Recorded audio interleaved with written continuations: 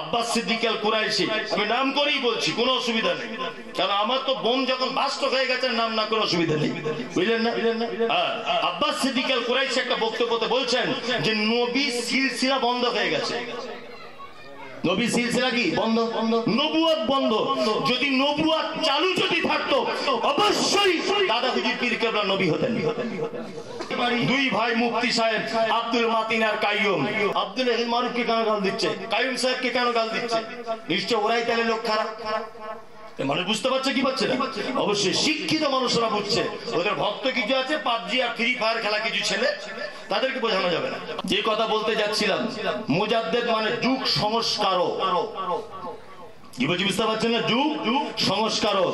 আমি বলছি আপনাদের মুজাদ্দেদ কি একজনই থাকবে? 100 বছর পর পরে যদি একটা করে মুজাদ্দেদ আসার কথা হয়, তো 186 বছর না 66 বছর হয়ে গেল, দ্বিতীয় মুজাদ্দেদের নামটা প্রকাশ করুন। দ্বিতীয় মুজাদ্দেদ কে হবে প্রকাশ করতে হবে তো? হবে না, অত সহজ নয়। শুধু বলছে ওর ধরে আনো, মাথা কেটে নেবো, এই করবো তাই করবো। আসলে মাথা কেটে নেবার হুমকি কারা দেয়? যাদের কাছে হাদিস কোরআনের দলিল থাকে না, তারা মারামারি করার হুমকি দেয়। আমাদের সমাজে ভুলভাল ব্যাখ্যা চলছে। যেমন একটা ওলি বলে না, আল্লাহর ওলি বলে না, ওলি। ওলির ব্যাখ্যাটা করবো। মুজাদ্দেদ কাকে মুজাদ্দেদ বলে, এর ব্যাখ্যাটা একটু করি। ইমাম কাকে বলে, এর ব্যাখ্যাটা একটু করি। আপনাকে এইগুলো করলে বুঝতে সুবিধা হবে। এবার আপনাকে মুজাদ্দেদ বলছি, শুনুন মুজাদ্দেদ কাকে বলে। এই আল মওজুআত থেকে আপনাকে বলছি, মুজাদ্দেদের ব্যাখ্যা করে দিচ্ছি। এই দেখুন, আল মওজুআতে সহিহ মুসলিমের একটা হাদিস নিয়ে এসেছে যে ইন্নাল্লাহা ইয়াবআসু লিহাদিহিল উম্মতি আলা রাসিহি কুল্লু মিয়াতিন সানাতিন মাই ইউজাদ্দিদু লাহা দীনাহা। জি, নিশ্চয় আল্লাহ প্রতি শতবর্ষের মাথায় এই উম্মতের জন্য এমন কিছু মানুষ প্রেরণ করেন যারা বা যিনি এই উম্মতের জন্য তার দ্বীনকে নবায়িত করবে। এক কথায় গোদা বাংলায় যেটা বলতে চাইছি সেটা হচ্ছে, প্রত্যেক 100 বছরের মাথাতে আল্লাহ তাআলা এমন কিছু মানুষের আবির্ভাব ঘটাবেন যারা ইসলামে এসে হারাম হালাল শিরক বেদাতের ব্যাপারে মানুষকে বাঁচাবে, শিরক বেদাত মুক্ত সমাজ নতুন করে গড়ে তুলবে। এরকম 100 বছর পর পর একটা কি মানুষ আসবে। এবার বলুন তো, পৃথিবীতে ওলি হওয়া সহজ না কঠিন? বলছে কঠিন, মানে ওর ব্রেনে এটা ঢোকানো হয়েছে কঠিন। আমরা ওলির ব্যাখ্যা করেছি কেমন করে না, ওলি হতে গেলে 30 বছর জঙ্গলে বাস করতে হবে, বউ ছেলে পিলে ছেড়ে, তারপরে আল্লাহর ওলি হওয়া যাবে। ওই সমুদ্রের পাড়ে বসবাস করতে হবে, দাড়ি মোছ কাটলে হবে না, গোসল করলে হবে না, হাতের নখ বড় বড় হয়ে যেতে হবে, তবে আল্লাহর ওলি হওয়া যাবে। এটা আমরা বুঝেছি, তাই না? অথচ ওলি হওয়ার থেকে বড় সুবিধা আর ওলি হওয়ার থেকে বড় সহজ কাজ আর কিছু নেই। আচ্ছা এবার বলুন তো, আপনাদের ধারণা অনুযায়ী পৃথিবীর সব থেকে বড় ওলির নাম কি? হযরত মুহাম্মদ সাল্লাল্লাহু আলাইহি ওয়াসাল্লাম। অসংখ্য সাহাবীদের মধ্যে 4 জন বড় ওলি ছিলেন, নাম কি? আবু বকর, ওমর, উসমান, আলী। আপনি একটা হাদিস দেখান তো দেখি সারা পৃথিবীতে, আমার হায়াত পর্যন্ত আপনাকে বলে সময় দিয়ে গেলাম যে হযরত আবু বকর, ওমর, উসমান, আলী ওলি হওয়ার জন্য রাত জেগে বউ ছেলে পিলে ছেড়ে দিয়ে ওই জঙ্গলে গিয়ে 10 বছর বসবাস করেছে। একটা হাদিস কোরআনের কোথায় আছে? আচ্ছা বলুন, কোথাও নেই। অথচ আমাদেরকে বোঝানো হয়েছে ওলি বাবা, ওলি মানে সাংঘাতিক ব্যাপার, ওই জঙ্গলে গিয়ে 30 বছর থাকতে হবে, এটা আমাদেরকে বোঝানো হয়েছে। অথচ ওলি মানে আল্লাহর বন্ধু। ওলি মানে কি? আল্লাহর বন্ধু। আত্মীয়তার সম্পর্ক ভালো রাখুন, কোন আত্মীয়ের সঙ্গে ঝগড়া করবেন না, কোন আত্মীয়ের সঙ্গে, সেটা আপনার বোন হোক, আপনার ভাই হোক, আপনার বিয়াই হোক, যেই হোক, আত্মীয়তার সম্পর্ক সবসময় অটুট রাখবেন। দুই, পড়োশির সঙ্গে খারাপ ব্যবহার করবেন না, একদমই নয়।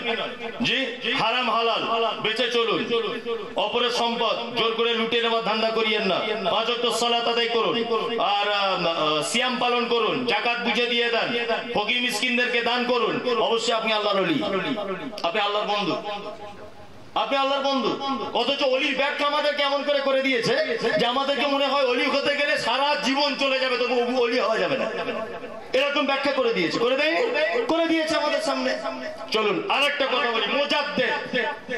এবার আপনাকে মুজাদ্দেদ বলছি, শুনুন মুজাদ্দেদ কাকে বলে। এই আল মওজুআত থেকে আপনাকে বলছি, মুজাদ্দিদের ব্যাখ্যা করে দিচ্ছি। এই দেখুন, আল মওজুআতে সহিহ মুসলিমের একটা হাদিস নিয়ে এসেছে যে ইন্নাল্লাহা ইয়াবআসু লিহাদিহিল উম্মতি আলা রাসিহি কুল্লু মিয়াতিন সানাতিন মাই ইউজাদ্দিদু লাহা দীনাহা। জি, নিশ্চয় আল্লাহ প্রতি শতবর্ষের মাথায় এই উম্মতের জন্য এমন কিছু মানুষ প্রেরণ করেন যারা বা যিনি এই উম্মতের জন্য তার দিনকে নবায়িত করবে।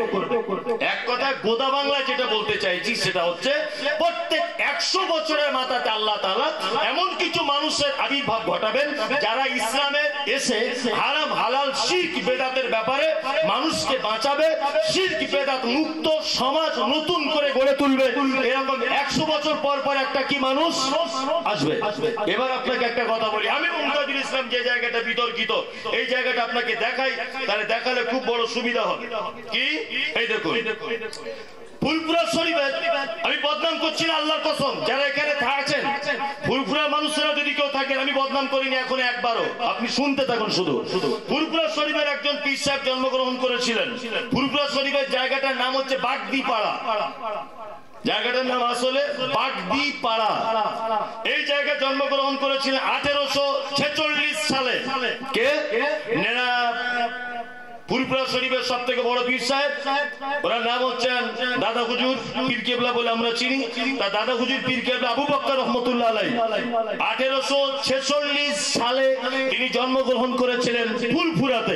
এবার একটা কথা এখানে জেনে নেন, 1846 থেকে এটা কত চলছে মাস্টার? 2022। কত বছরের ডিফারেন্স হচ্ছে? 46 থেকে 2022 কত বছর? তার জ্ঞান আছে? 168। এবার আপনারা বলুন, তাহলে 1846 থেকে 2022 পর্যন্ত 168 বছর, তাই তো?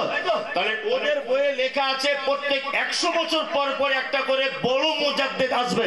তা দাদা হুজুর পীর কেবলা যদি মুজাদ্দিদ হয় তাহলে 168 বছর হয়ে গেল, দ্বিতীয় মুজাদ্দিদ কে তার নামটা বলতে হবে। দ্বিতীয় মুজাদ্দিদ কে হবে?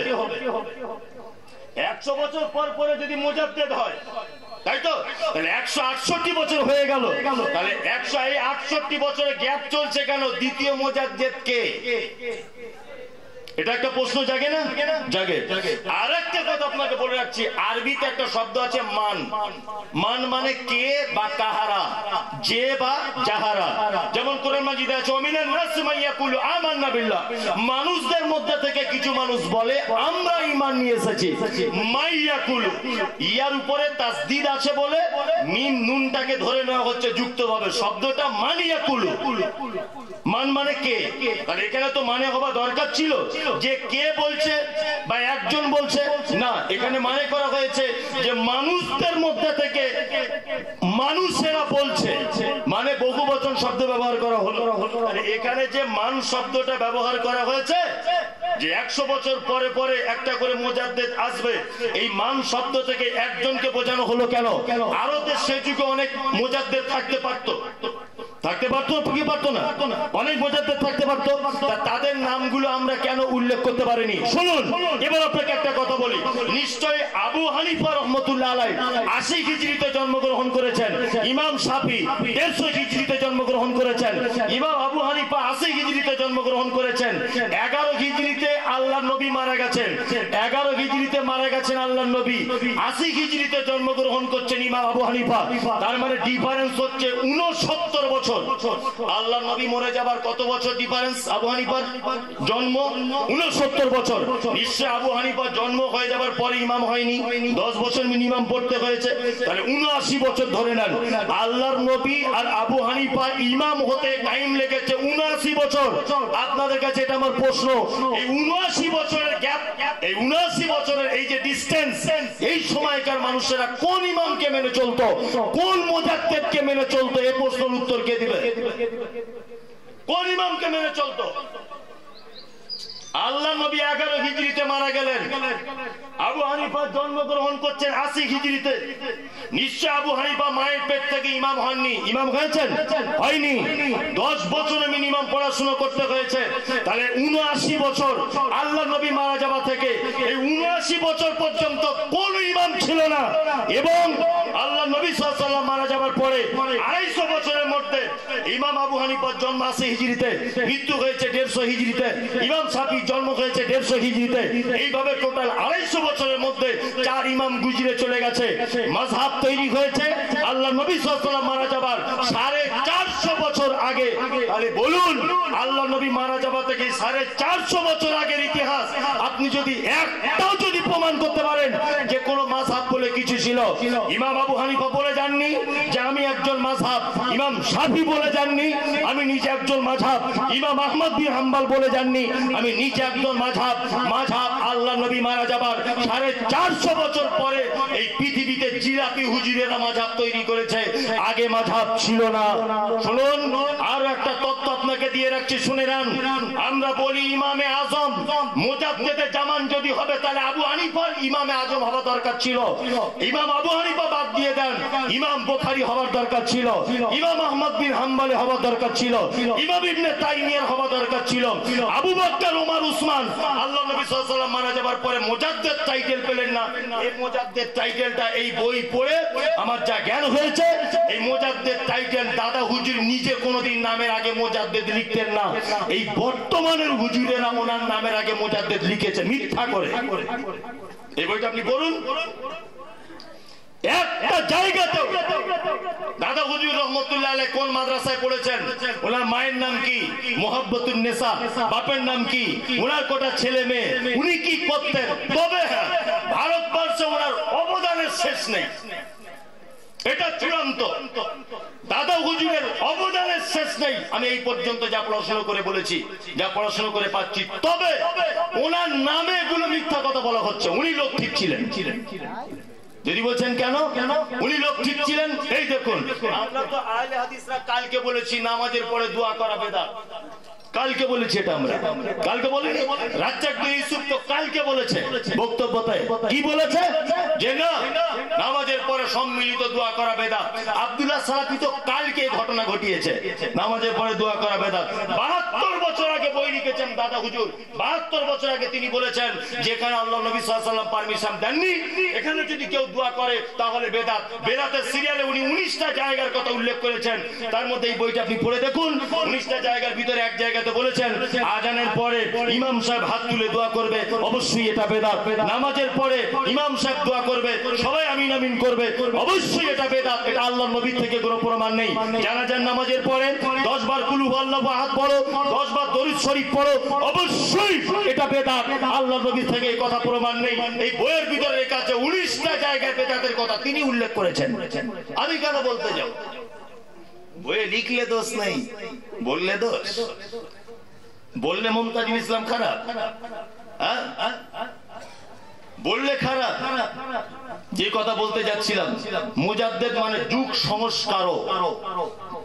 কি বলছি বুঝতে পারছেন না? যুগ সংস্কারক। আমি বলছি আপনাদের মুজাদ্দিদ কি একজনই থাকবে? 100 বছর পর পরে যদি একটা করে মুজাদ্দিদ আসার কথা হয়, তো 186 বছর না 66 বছর হয়ে গেল, দ্বিতীয় মুজাদ্দিদের নামটা প্রকাশ করুন। দ্বিতীয় মুজাদ্দিদ কে হবে প্রকাশ করতে হবে তো? হবে না, অত সহজ নয়। শুধু বলছে ওর ধরে আনো, মাথা কেটে নেবো, এই করবো তাই করবো।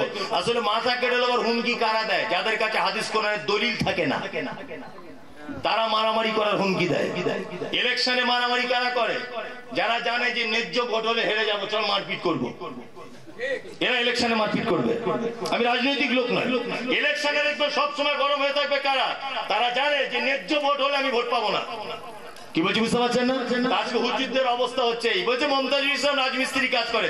একটা রাজমিস্ত্রি দিয়ে তোমাদের চেয়ার সব টলমল টলমল করে দিল। একটা রাজমিস্ত্রিতেই এত বছরের ব্যবসা ভাটা পড়ে গেল। আশ্চর্য ব্যাপার।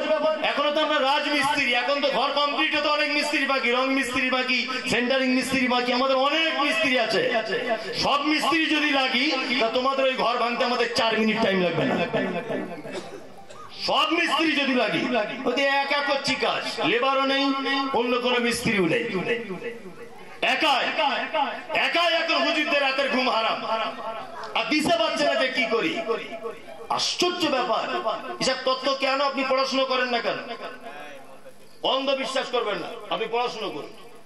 অবশ্যই পুরুপুরের কোনো ভাই যদি এখানে থাকেন, আপনার কাছে বিনীত অনুরোধ, বইগুলোর নাম বলে দিচ্ছি, রাগে বেলায়াত, হুজুরদের লেখা বই, আপনি পড়ুন। আপনি যদি পারেন আমাকে ফোন করুন, আমি আপনাকে পাঠিয়ে দেবো বই।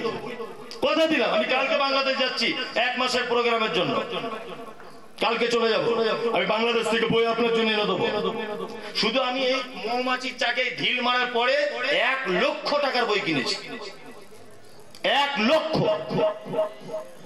মিনিমাম বই কিনেছি কয়েকবারে পড়াশোনা করার জন্য। তা আমি যে এই পর্যন্ত পড়াশোনা করে পাচ্ছি তাতে পরে সম্পূর্ণ ভুয়ো ছাড়া আর কিছু নাই, ক্ষমতাবাজি ছাড়া আর কিছু নাই। জি, ওলি হলো, মুজাদ্দেদ হলো। এবার একটা বলে দিই, সিলসিলা। সিলসিলা মানে কি? পদ্ধতি। এই শব্দটা যদি কেউ মুখে উচ্চারণ করে জাহান্নাম যাওয়ার জন্য তার এটাই যথেষ্ট। জাহান্নাম যাওয়ার জন্য কি এটাই যথেষ্ট। যদি বলছেন কেমন করে, অবশ্যই হযরত মুহাম্মদ সাল্লাল্লাহু আলাইহি ওয়াসাল্লাম মারা যাবার আগে কি বলে গেছেন? কি বলেছেন? যে আমি কি তোমাদের কাছে দ্বীন পরিপূর্ণ করে দিলাম না? সাহাবায়ে কেরামগণ বলছেন অবশ্যই আপনি দ্বীন পরিপূর্ণ করে দিয়েছেন। কোরআনে আয়াত অবতীর্ণ হলো, আল-ইয়াওমা আকমালতু লাকুম দীনাকুম ওয়া আতমামতু আলাইকুম। কোরআনে আয়াতে বলা হচ্ছে যে অবশ্যই নবী আপনাকে দিয়ে ইসলামকে পরিপূর্ণ করে দেওয়া হয়েছে, আপনাকে দিয়ে ইসলামের পরিপূর্ণতা দান করা হয়েছে। এরপরে আর কোন নতুন পথ আসবে? আসবে? কোন পথ আসবে না। আব্দুল্লাহ ইবনে আব্বাস রাদিয়াল্লাহু তাআলা আনহু, আবু দাউদের 3632 নম্বর হাদিস, আব্দুল্লাহ ইবনে আব্বাস রাদিয়াল্লাহু তাআলা আনহু বলছেন যে অচিরেই মানুষ ধ্বংস হয়ে যাচ্ছে, অচিরেই মানুষ ধ্বংস হয়ে যাচ্ছে, অচিরেই মানুষ ধ্বংস হয়ে যাচ্ছে। সাহাবায়ে কেরামগণ বলছেন কি বলছেন আব্দুল্লাহ ইবনে আব্বাস, মানুষ কেন ধ্বংস হয়ে যাবে? আব্দুল্লাহ ইবনে আব্বাস বলছেন আমি বারবার বলছি এই কথা হযরত মুহাম্মদ সাল্লাল্লাহু আলাইহি ওয়াসাল্লাম বলেছে, তোমরা বারবার বলছো এই কথা ওমর আর আবু বকর বলেছে, আমি বারবার বলছি এই কথা হযরত মুহাম্মদ সাল্লাল্লাহু আলাইহি ওয়াসাল্লাম বলেছে, তোমরা বারবার বলছো এই কথা আবু বকর ওমর বলেছে। এই জন্য আমার আশঙ্কা হচ্ছে এই জাতি ধ্বংস হয়ে যাবে। তার মানে বোঝা গেল যেখানে আল্লাহ নবী সাল্লাল্লাহু আলাইহি ওয়াসাল্লামের কথা উপস্থিত রয়েছে মওজুদ, সেখানে আবু বকর ওমরের পর্যন্ত কথা টিকবে না, সেখানে সিলসিলার কথা টিকে কি করে? যেখানে আল্লাহ নবীর কথা মওজুদ থাকে, আবু বকর ওমর উসমানের কথা টিকে না, তোমার হুজুরের কথা টিকে কি করে? হুজুরের বক্তব্যটা ঠিক এমন, সূরা লোকমানের 2 নম্বর আয়াতে আল্লাহ তাআলা বলছেন, 3 নম্বর আয়াতে, যে মানুষের মধ্যে কিছু মানুষ আছে তারা এমন যে এমন কিছু অলৌকিক কথাবার্তা ক্রয় করে মানুষদের কাছে দিবে, দিয়ে তাদের ঈমান নষ্ট করে দিবে। হুজুরদের চরিত্র ঠিক তেমন। হুজুর বক্তব্য রাখছে দেখবেন, হুজুরের বক্তব্য শোনাবো আমি। মোটামুটি আমার কাছে 100টা বক্তব্য আছে আমার বিরুদ্ধে, যেগুলো সেগুলো তো আলাদা 100টা। তার মধ্যে একটা বক্তব্য আপনাকে শুনিয়ে রাখছি, শুনে রেখে দেন। আব্বাস সিদ্দিক আল কুরাইশি, আমি নাম করেই বলছি, কোনো অসুবিধা নেই, কারণ আমার তো বোম যখন বাস্ত হয়ে গেছে নাম না করে অসুবিধা নেই, বুঝলেন না? আব্বাস সিদ্দিক আল কুরাইশি একটা বক্তব্যতে বলছেন যে নবী সিলসিলা বন্ধ হয়ে গেছে। নবী সিলসিলা কি বন্ধ? নবুয়ত বন্ধ। যদি নবুয়ত চালু যদি থাকতো অবশ্যই দাদা হুজুর পীর কেবলা নবী হতেন। অথচ আল্লাহ নবী কি বলেছেন? আল্লাহ নবী সাল্লাল্লাহু আলাইহি ওয়াসাল্লাম বলেছেন আমার পরে যদি নবী কেউ হতো তাহলে হযরত ওমর হতেন। তার মানে আল্লাহর এই নবীর কথাটাকে কুরবানি দিয়েছে। কি বলছি বুঝতে পারছেন না? নিজে বলছেন এটা, আপনাকে আমি শোনাতে পারি। হুজুর বক্তব্য দেখবেন, হুজুর বক্তব্য দিতে দিতে বলছেন যে আমাদের পীর সাহেব সুন্দরবনে বেড়াতে গিয়েছিলেন। হ্যাঁ, ভালো হয়েছে, বেড়াতে গিয়েছে। ও ভাইরা বাপেরা মায়েরা ভালো করে শোনো। কি শুনবো? বলছে শুনুন, হুজুর আমাদের বেড়াতে গেছে। কোথায়? না, সুন্দরবনে বেড়াতে গেছে হুজুর। তো সুন্দরবনে বেড়াতে গিয়ে নৌকা চলছে। এই 2-3 বছর আগে আমি মাস্টার গিয়েছিলাম, আবে সাহেব ভাই গিয়েছিল বেড়াতে। বলছে নৌকা চলছে, বলছে একটা বাঘ এসে সঙ্গে সঙ্গে নৌকায় ঝাঁপ দিয়ে দিল। ঝাঁপ দেওয়ার পরে যে চুরি পাবো আমাদের পীর সাহেব, পীর সাহেবকে বাঘ বুঝতে পারেনি। পীর সাহেব কি করেছে, নিজের হাতে লোটা ছিল, ওই লোটাটা দিয়ে বাঘের মাথাতে মেরেছে। বাঘ লাফ মেরে আবার জঙ্গলে চলে গেল। ভালো হয়েছে। পীর সাহেব আর একটু দূরে যাওয়ার পরে ওই বাঘটা দেখছে নদীর মাঝখানে দুটো হাত তুলে এরকম হাত জোর করে দাঁড়িয়ে আছে। পীর সাহেব জিজ্ঞেস করছে বাঘ কি খবর? বলছে আপনি পীর সাহেব নৌকায় ছিলেন, আমি ব্যাপারটা বুঝতে পারিনি, ওই জন্য কামড়াতে চলে গিয়েছিলাম। আর পাবলিক বলছে না রে তাকবীর আল্লাহু আকবার। আচ্ছা বলুন তো, সুস্থ মানুষ কেউ বক্তব্য শুনবে? শিক্ষিত সমাজ কেউ শুনবে? বাঘ কোনোদিন কথা বলতে পারে? বাঘ যদি বা কথা বললে এটা নাই মেনে নিলাম, বাঘ পানির উপরে দাঁড়াবে কি করে? হাত জোর করে দাঁড়াতে পারে? তাহলে এই সব কথাগুলো অলৌকিক কথাবার্তা শিক্ষিত সমাজ সচেতনশীল মানুষ কি করে যে শোনে, এটা আমি অবাক হয়ে যাই। আল্লাহর কসম আমি হুজুরের বিরুদ্ধে লোক নয়, ওনার সঙ্গে আমার হাদিস কোরআনের বিরোধিতা আছে, অবশ্যই বিরোধিতা আছে, অবশ্যই। এসব বক্তব্য দিয়ে কোনো কাজ নেই, কোনো কাজ আছে? কোনো কাজ নেই। তাহলে মোজাদ্দেদ ভাবালাম, সিলসিলা বলে দিলাম, আপনাকে ওলি হওয়া কেমন এটা বলে দিলাম। এবার ওসিলাটা বলি, ওসিলা কেমন, ওসিলা কাকে বলে? বলছে কিছু কিছু লোক আছে না একেবারে যারা গন্ড লোক, তারা কি বলে, যতই মমতাজুল ইসলাম ধার ধার ধার করে বকু, আরে আম গাছে উঠতে গেলে ডাল ধরে উঠতে হয়, বলে না?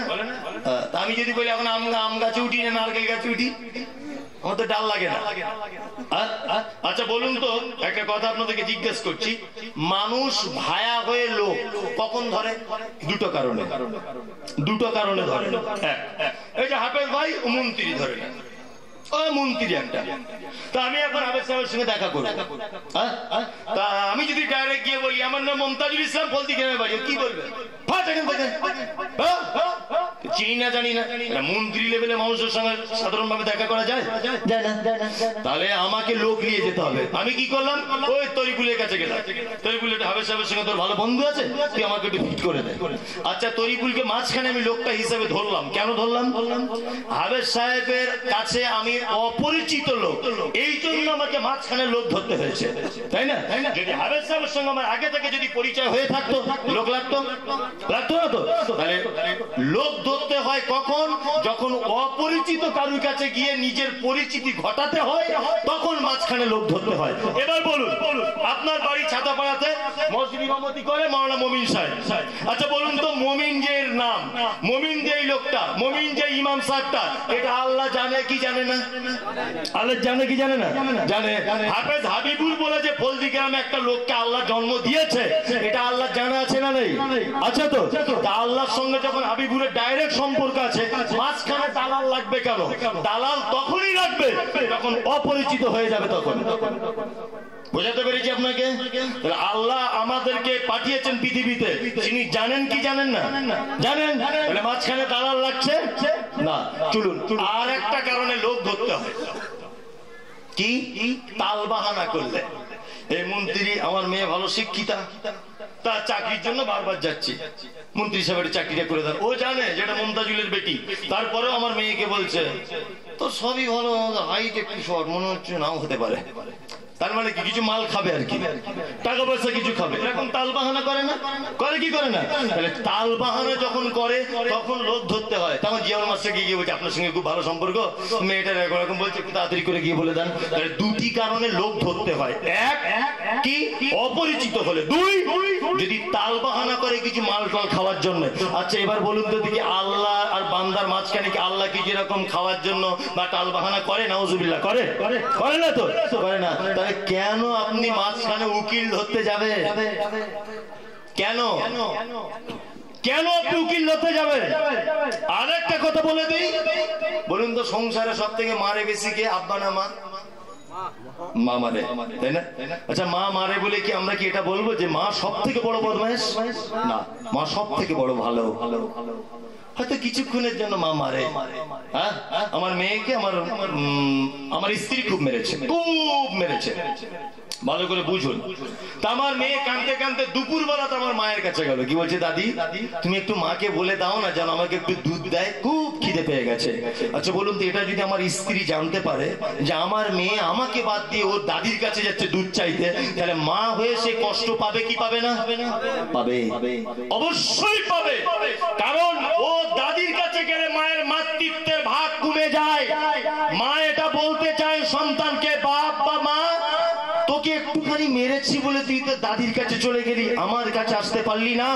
এটা প্রকৃত পক্ষে মা হলে বলবেই। এবার বলুন, মায়ের থেকে আল্লাহ একটা বান্দাকে বেশি ভালোবাসে কি বাসে না? বাসে। মাঝে সাঝে একটু বিপদ আপদ আল্লাহ দেয় সন্তানকে, যেমন তার মা মাঝে সাঝে মারে। তাই বলে আপনি ভায়া হয়ে যদি পীর সাহেবের মাধ্যমে তার কাছে ক্ষমা চাইতে যান বা ধরতে চান, আল্লাহ রাগ করবে কি করবে না? করবে কি করবে না? অবশ্যই করবে। ওই জন্য আপনার কাছে বিনীত অনুরোধ, আল্লাহ নিজে বড় ক্ষমতাবান, আল্লাহ আপনাকে 99টা মায়ের থেকে বেশি ভালোবাসে, আপনি ডাইরেক্ট তার কাছে ক্ষমা চান। আপনি কেন দালাল ধরতে গেলেন? কেন দালাল ধরতে গেলেন? বলছে আমাদের পীর সাহেবের এত পাওয়ার। যে কি পাওয়ার? বলছে যখন আমাদের মুরিদ মরে যাবে, ও বাপেরা আগে আগে পীর সাহেব কবরে ঢুকে যাবে, আমাদের মুরিদের পক্ষ হয়ে ফেরেশতা মুনকির নাকিরের সঙ্গে মোকাবেলা করবে। তা আমি মুমতাজুল ইসলাম সোশ্যাল মিডিয়াতে বলি, তোর পীর সাহেব নিজেই তো নৌকা চালাবে কিয়ামতের মাঠে, তো ও কি করে বাঁচাবে? প্রত্যেক নবী পর্যন্ত ইয়া নাফসি ইয়া নাফসি করবে। শুনুন, পৃথিবীতে যদি জান্নাতে যাওয়া যায় কোন মানুষের মাধ্যমে, 3 জনের মাধ্যমে জান্নাত যাওয়া যায়। কজন? 3 জন। অনেক জনের মাধ্যম আছে, আমি 3টে কথা বলে দিচ্ছি। এক, আল্লাহ নবী হযরত মুহাম্মদ সাল্লাল্লাহু আলাইহি সাল্লামকে মান্যতা দিয়ে। 2, আব্বা আর মাকে সেবা করার মাধ্যমে। 3, যার বেশি বেটি ছেলে আছে, মানে ওই মেয়ে যার বেশি, 4-5টা মেয়ে, এ তার মেয়ের কারণে জান্নাতে যাবে ইনশাআল্লাহ। এর বেশি মেয়ে হয়েছে বলে এই জান্নাতে যাবে এই লোকটা। তার মানে মেয়ে হওয়াটা আল্লাহর রহমত। অবশ্যই মেয়ে বেশি বেশি হওয়া খুবই ভালো, এর জন্য সে জান্নাত চলে যাবে। জি। আর মাধ্যম যদি বলেন তাহলে 3 জন, আব্বা মা, এদের সেবা করার মাধ্যমে জান্নাত। আর 2, হযরত মুহাম্মদ সাল্লাল্লাহু আলাইহি সাল্লামকে শেষ নবী বলে প্রাধান্য দেওয়া এবং ওনার আখলাক, ওনার চরিত্রকে গ্রহণ করে নেওয়া, এর মাধ্যমে জান্নাত যাওয়া যাবে। আর পৃথিবীতে দ্বিতীয় কোনো পক্ষে জান্নাত যাওয়া যাবে? যাবে না। বলছে ভারতবর্ষে কোথা থেকে মুসলমান হয়েছে মুমতাজুল ইসলামের বাপ ভাইটা কি ইতিহাস জান? 186 বছর আগে কি ভারতবর্ষে মুসলমান ছিল না? ছিল না? আলমগীর, শাহজাহান সরকার কি কাউরা মুচি বাগদি ছিল? বলছে দাদা হুজুরের ওসিলায় জান্নাত যাওয়া যাবে। অবশ্যই। তাহলে দাদা হুজুর জন্মগ্রহণ করে যারা, করার আগে যারা মারা গেছে, তাহলে সব জাহান্নামে, তাহলে এতক্ষণ জ্বলছে, এতক্ষণ সব জাহান্নামে জ্বলছে। এসব বিভ্রান্তিকর কথা ছাড়া আর কিছু নয়। আলহামদুলিল্লাহ, উর্দুতে একটা কথা আছে, ঘর মে আগ লাগি হ্যায় ঘর হি কি চিরাগ সে। বড্ড মুমতাজুল ইসলামের বিরুদ্ধে বলছিল, এখন দেখতে পাচ্ছি ঘরে ঘরে আগুন জ্বলছে। আলহামদুলিল্লাহ, আমাদের এখন হাততালি দেওয়ার টাইম চলে এসেছে। ওই জন্য বলে যে ফেরাউন এত প্রভাবশালী মানুষ, এক পর্যায়ে বলছে আনা রব্বুকুমুল আলা, আমি তোমাদের প্রভু। আল্লাহ ঠিক তাকে নীল নদে পাকড়াও করেছে। নমরুদ ঘোড়া মশা ঢুকিয়ে দিয়ে পাকড়াও করেছে। কারুন মাল দিয়েছে, ধ্বংস করে দিয়েছে, আল্লাহর পাকড়াও হয়েছে। নমরুদ ইব্রাহিমকে মারবো বলে আগুন জ্বালিয়েছে, নিজের আগুনে নিজে মশা দিয়ে আল্লাহ মেরে দিয়েছে। পৃথিবীতে যারাই হাদিস এবং সহিহ হাদিস এবং কোরআনের বিরুদ্ধে যারা ষড়যন্ত্র করেছে, হকপন্থী আলেমদের বিরুদ্ধে যারাই কথা বলেছে, আল্লাহর পাকড়াও থেকে তারা পরিত্রাণ হয়নি। 2 ভাই মুফতি সাহেব আব্দুল মাতিন আর কাইয়ুম, আব্দুল আহিল মারুফকে কেন গাল দিচ্ছে, কাইয়ুম সাহেবকে কেন গাল দিচ্ছে? নিশ্চয় ওরাই তাহলে লোক খারাপ। মানুষ বুঝতে পারছে কি পাচ্ছে না? অবশ্যই শিক্ষিত মানুষরা বুঝছে। ওদের ভক্ত কিছু আছে, পাবজি আর ফ্রি ফায়ার খেলা কিছু ছেলে, তাদেরকে বোঝানো যাবে না, তাদেরকে বোঝানো যাবে না, কিন্তু শিক্ষিত মানুষদের বোঝানো যাচ্ছে। কত যে কল রেকর্ডিং আমার কাছে করা আছে, আল্লাহ ছাড়া আর কেউ জানে না, আল্লাহ ছাড়া। আজকে একটা মেয়ে বউ, ওই তরিকুলকে মসজিদের ভিতরে শুনেছেন, একটা বউ 50 বছর বয়স হবে, বলছে আমি এতদিন পর্যন্ত ওদের ভক্ত ছিলাম, বেরাদা রাহুল আপনার বক্তব্য শুনে শুনে শুনে শুনে ঘৃণা হয়ে গেছে ওদের মুখের ভাষা শুনে। পাড়ার মেয়েদের মধ্যে বলছে মুমতাজুল ইসলাম বলছে বেজন্মা, এটা কি একটা আলেমের মুখের ভাষা? তোমার কাছে দলিল পেশ করো। মুমতাজুল যে জায়গাটা বুঝতে চাইছে না ওটা বুঝিয়ে দাও ওকে, তাই না? নবীদের কাজ কি ছিল? ফাবিমা রাহমাতিন মিনাল্লাহি লিনতা লাহুম ওয়া লাউ কুনতা ফাদ্দান গালিযাল কলব লানফাদ্দু মিন হাওলিক ফা'ফু আনহুম ওয়াস্তাগফির লাহুম ওয়াশাবিরহুম ফিল আমরি ফাইজা আযামতা ফাতাওয়াক্কাল আলাল্লাহ ইন্নাল্লাহা ইউহিব্বুল মুতাওয়াক্কিলিন। আল্লাহ নবী 4টে গুণের কথা বলছে মানুষের সঙ্গে কথা বলার আগে। নবী আপনি শুনুন, দাওয়াতি কাজ করার আগে 4টে গুণ থাকতে হবে। তার মধ্যে একটা হচ্ছে এই যে আমার বিশেষ রহমত, আমার বিশেষ দয়াতে আপনার অন্তরটা খুব কোমল, আপনার হৃদয়টা খুব নরম। আপনি যখন ইসলামে একদম দায়ী বলে প্রচার করছেন আমি পীর সাহেব, তা আপনার অন্তরটা নরম হওয়া দরকার তো না? নবীজিকে পাথর মেরেছেন, তাও পরে বলছে না ক্ষমা করে দিলাম, তারপরে ক্ষমা করে দিলাম। নবীজি কোথায় বেজন্মা বলেছে একবার হাদিস বার করে দেখি। আর বলছে ইনজেকশনের ছেলে মমতাজুল ইসলাম। এটা কি পীর সাহেবদের ভাষা? এই ভাষাতে শিক্ষিত মানুষেরা জিভ কাটছে দাঁত দিয়ে। এটা বুঝতে শিখেছে মানুষ, বুঝতে শিখেনি। আলহামদুলিল্লাহ আমার দাওয়াতে, আমাদের দাওয়াতে, আমারটা ভাষা বলা ঠিক নয়, আমাদের দাওয়াতের কারণে অজস্র মানুষ, আর 10 বছর আপনারা 20 বছর আপনারা টাইম দেন, দেখবেন বড় বড় তাল পাকা কিনে ওখানে নিজেরা হাওয়া করছে, আর একটাও লোক যাবে না। বড় বড় তাল পাকা করে হাওয়া করছে। মানুষ সব বুঝতে শিখে গেছে। প্রত্যেকদিন গড়ে ধরে নেন 1000 লোক পিছিয়ে আসছে, 1000। আমি কারোর বিরুদ্ধে বলছি না, আমি শুধু বলছি যে আপনাদের চরিত্রটা পাল্টান, মানুষকে সঠিক ইসলামের কথা বলুন। বাপ দাদু কি বলেছে সব ক্যাসেট শুনি আর কোনো লাভ নেই, আছে নেই। কি করে ফরজ গোসল করতে হবে এটা মানুষকে বলুন, কি করে বিবাহ করতে হবে এটা বলুন, কি করে সন্তান মানুষ করতে হবে এটা বলুন, জি নবীজির দীর্ঘ 23 বছরের নবুয়তি জীবনী এগুলো বলুন। কেন আপনি বাপ দাদার কথা দিয়ে ইসলামটাকে প্রচার করছেন? একদমই ঠিক নয়। এবার আপনাকে একটা কথা বলছি, শিখ ভালো কাজ বলার আগে আর দূর পর্যন্ত বলে নিলাম। এখন আমি মূল যে বক্তব্য দেবো সেটা বলা হয়নি কিন্তু এখনো, এবার বলছি একটা একটা করে। শিরক, ভালো কাজ করার আগে কি জানতে হবে? শিরক। শিরক বাংলা কি? আল্লাহর যে ক্ষমতা আছে, এই ক্ষমতা পৃথিবীর অন্য কারো আছে এটা মনে করা কি শিরক। আল্লাহর যে ক্ষমতা আছে এই ক্ষমতা পৃথিবীর অন্য কারো আছে নেই, শিরক অবশ্যই শিরক। আমি লালগোলাতে একটা প্রোগ্রামে গেছিলাম আজ থেকে 4-5 বছর আগে। লালগোলাতে আমাকে লালগোলা স্টেশনে রাখতে আসা হচ্ছে মোটরসাইকেলে, তখন আমার গাড়ি টাড়ি ছিল না। স্টেশনে ঢোকার আগে একটা লোক আমাকে বলছে, হুজুর আপনি জ্যান্ত পীর দেখেছেন? জ্যান্ত পীর তো দেখিনি, গল্প শুনেছি, তখন সত্যি দেখিনি। তবে চলুন আমাদের এই মাজার একটা জ্যান্ত পীর বাবা আছে, চলুন শিব কাকে বলে এটা আপনাকে বোঝাচ্ছি। তা আমি দরওয়ানকে বললাম আসসালামু আলাইকুম, তখন সূর্য উঠবো ভাব, ভোরের ফজরের পরে। বলছে ওয়ালাইকুম আসসালাম। তা আমি বললাম একটু বাবার সাথে দেখা করবো। তা হচ্ছে যান, ভিতরে যান। গিয়ে দেখছি বাবা একটা লাল পাগড়ি বেঁধে হাতে একটা বড় লাঠি নিয়ে পান খাচ্ছে আর বসে আছে। তো আমি বাবাকে গিয়ে বলছি আসসালামু আলাইকুম। তা বাবা মিষ্টি করে বলছে ওয়ালাইকুম আসসালাম। আমাকে বাবা বলছে কি চাই? তা আমি ছোটবেলা থেকে একটু ছটফটে লোক, মুখ ফটকা লোক, যখন ও বলেছে কি চাই আমি বললাম কি পাওয়া যায়? তখন পীর সাহেব বলছে কি পাওয়া যায় মানে? আমাদের দরবার থেকে কেউ খালি হাতে ফেরত যায় না, সব পাওয়া যায়। একটা বট গাছ আছে, আল্লাহর কসম লালগোলা স্টেশন ঢোকার আগে কি পীরতলা, ঠিক পীরতলাতে নেমে যেতে হয়, ওখানে মাজার আছে। পীরতলা স্টেশনটার নামই পীরতলা।